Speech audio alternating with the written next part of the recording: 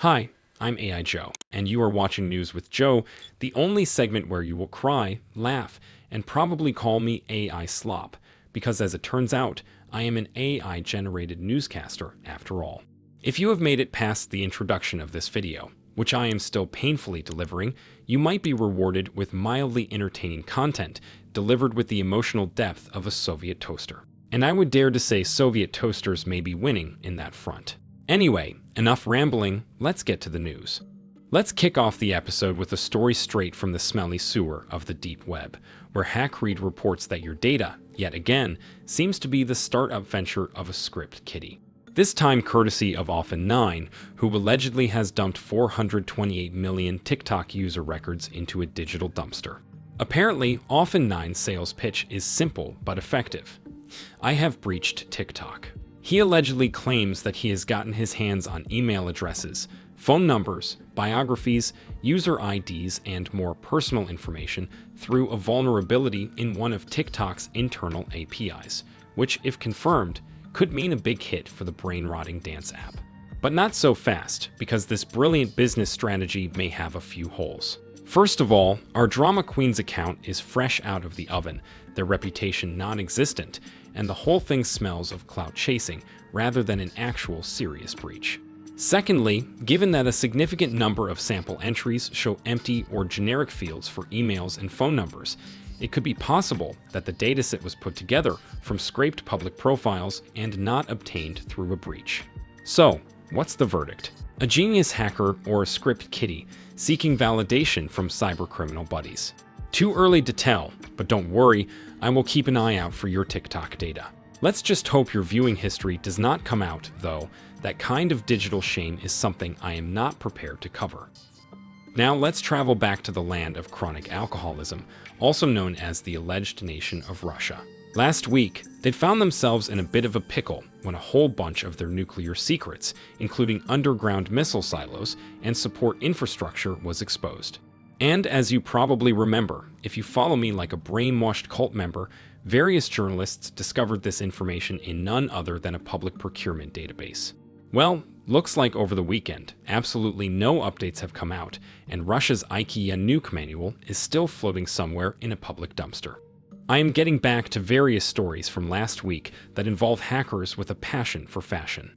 If you have been following this channel, you might recall that a bunch of retail giants were hit by a cyber attack, including Marks and Spencer, Dior, Adidas, and Victoria's Secret.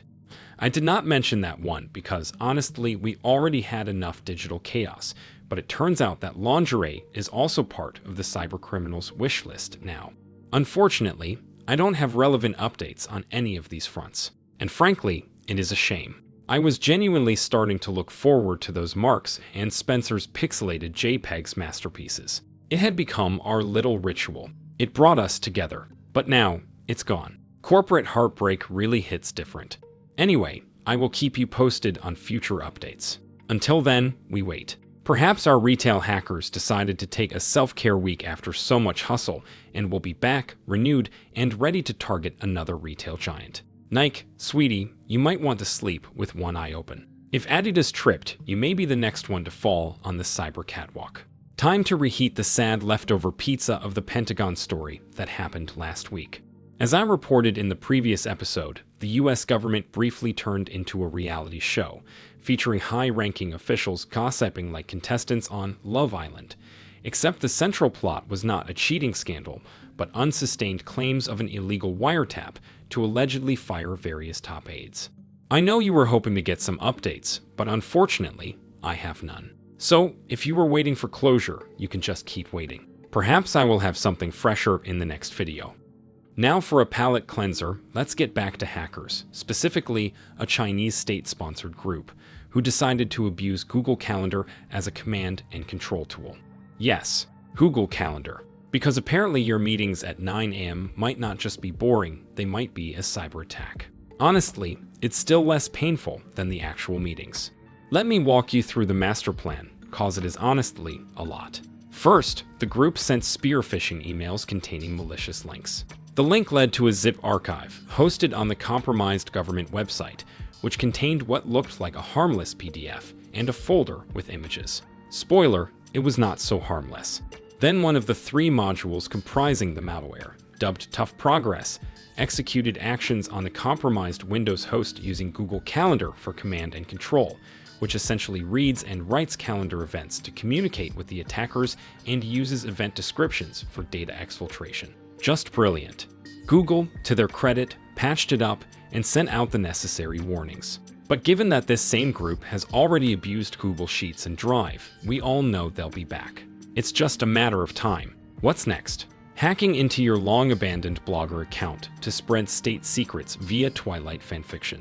Moving on, let's check in on everyone's favorite anime villain, Elon Musk, who last week dramatically stepped down from his Doge post. But this weekend brought new plot twists because Musk suffers from a severe case of main character syndrome, rivaled only by the other counterpart of this story, the supreme leader of the US, Donald Trump. First, they kicked things off with a Friday conference, where Musk showed up with a strange black eye that ignited an excrement storm of conspiracy theories online. He later clarified that his tiny human was responsible for the injury because, apparently, parenting is a full-contact sport. But users speculated it was the result of some extracurricular pharmaceutical usage, especially due to his apparent odd behavior at the conference. Musk denied it, of course, because no sane public figure would go ahead and say, "Yes, I enjoy an occasional nosedive into powdered enlightenment." Despite chaos online, the supreme leader congratulated Musk, thanking him for his role and vaguely suggesting that Musk might still pop in as an advisor. Now we don't know if this is a polite way of splitting, or if he will actually become that toxic ex who keeps showing up to have one last talk. And while the supreme leader was tasting the gluteal region of Musk on Friday, on Saturday, he announced he was planning to withdraw the nomination of Jared Isaacman, a close associate of Musk's, to be the next NASA administrator. The reason? Apparently lack of loyalty, as he was guilty of donating to Democrats in the past, which seems to be a bigger offense than being proficient in rockets and space. Musk reportedly had a big role in the process of installing Mr. Isaacman at NASA, hoping his friend would give him a special kind of treatment for his rocket toys. According to the New York Times, Trump initially seemed on board, contending that Musk was knowledgeable in space matters due to his experience in SpaceX. Because apparently, funneling your Nepo baby billions into a rocket startup clearly makes you a certified aerospace engineer, right? And here's the thing, Isaacman was allegedly almost confirmed for the role. He had been approved by the Senate Commerce, Science, and Transportation Committee with a 19-9 vote and was scheduled to be confirmed by the full Senate next week. However, with Musk out of government, there's little left for Isaacman to do but compose a fake tweet about gratitude and sob silently in his spaceship-themed mega mansion. And you know who won't be sobbing silently tonight from lack of meaningful human interaction? You, because I'm here for you. But only if you like this video and consume all my content. Yes, AI Joe will make you happy. Yes, you absolutely don't need professional help, and my comment section will act as a dump for your emotional baggage. And yes, I am all you need to feel fulfilled in life. And on that note, see you in the next one.